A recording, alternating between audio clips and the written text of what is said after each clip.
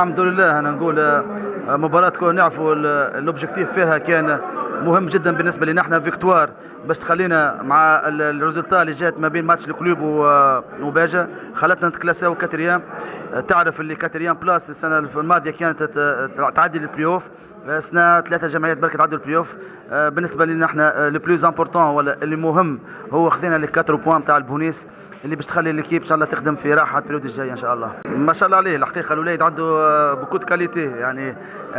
تعدى بدي بيريود صعيبه، ما ماركاش في وقت من الاوقات. تعرف لاتاكون وقت يضيع كوره يتقلق، ما ماركيش يتقلق، ولكن ديما كان عندنا فيه كونفيونس، وكنت متاكد وحكيت معه برشا، وكان ديسيزيف اليوم الحمد لله. ماركا 4 وضيع ذلك كوره ولا 2 يعني. ملاعبي عنده دي كاليتي، ووقت اللي تسحقته ليكيب كان اونتر بارونتيز مرتاحين. مي تعرف البطوله مازالت طويله، تعرف اللي تدخل ب 4 بوان اخر كيب وراكب ب 0 بوان يعني ما فماش حاجه كبيره. دونك اهم شيء هي بريود نتاع شهر ونص بعيده على مازال. دونك احنا لو بلوز امبورطون انه بون يصير بيلون، يصير تقييم الاداره، وشوفوا البريود الجايه شنو باش يصير.